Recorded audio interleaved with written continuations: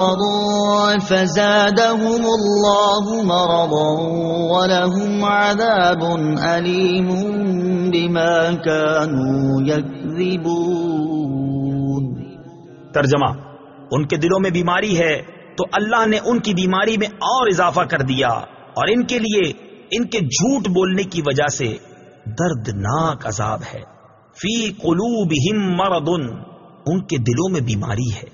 تفسیر صراط الجنان میں ہے، اس آیت میں قلبی مرض سے مراد منافقوں کی منافقت اور حضور پرنور صلی اللہ تعالی علیہ وسلم سے بغض کی بیماری ہے۔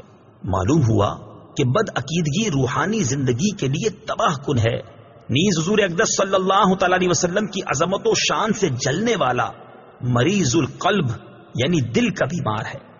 روحانی زندگی کے خطرناک امراض، جس طرح جسمانی امراض ہوتے ہیں اسی طرح کچھ باطنی امراض بھی ہوتے ہیں۔ جسمانی امراض ظاہری صحت و تندرستی کے لیے سخت نقصان دہ ہوتے ہیں، اور باطنی امراض ایمان اور روحانی زندگی کے لیے زہر قاتل ہیں۔ ان باطنی امراض میں سب سے بدتر تو عقیدے کی خرابی کا مرض ہے، اور اس کے علاوہ تکبر، حسد، کینہ اور ریاکاری وغیرہ بھی انتہائی برے مرض ہیں۔ ہر مسلمان کو چاہیے کہ باطنی امراض سے متعلق معلومات حاصل کر کے ان سے نجات حاصل کرنے کی کوشش کرے، اور اس کے لیے بطور خاص امام غزالی علیہ رحمت اللہ الوالی کی مشہور کتاب احیاء العلوم کی 3 جلد کا مطالعہ بہت مفید ہے۔ فزادہم اللہ مرضا، تو اللہ نے ان کی بیماری میں اور اضافہ کر دیا۔ تفسیر صراط الجنان میں ہے، مفسرین نے اس اضافے کی مختلف صورتیں بیان کی ہیں۔ ان میں سے 3 صورتیں عرض کرتا ہوں۔ نمبر 1، ریاست چھن جانے کی وجہ سے منافقوں کو بہت قلبی رنج پہنچا، اور وہ دن بدن حضور پر نور صلی اللہ تعالی علیہ وسلم کی ثابت قدمی اور غلبہ دیکھ کر حسد کی آگ میں جلنے لگے۔ تو جتنا نبی اکرم صلی اللہ تعالی علیہ وسلم کا غلبہ ہوتا گیا اور آپ صلی اللہ تعالی علیہ وسلم لوگوں میں مقبول ہوتے گئے، اتنا ہی اللہ تعالی نے منافقوں کے رنج و غم میں اضافہ کر دیا۔ نمبر 2، منافقوں کے دل کفر، بد عقیدگی اور نبی کریم صلی اللہ تعالی علیہ وسلم سے عداوت و دشمنی سے بھرے ہوئے تھے۔ اللہ تعالیٰ نے ان کی ان چیزوں میں اس طرح اضافہ کر دیا کہ ان کے دلوں پر مہر لگا دی تاکہ کوئی واعظ و نصیحت ان پر اثر انداز نہ ہو سکے۔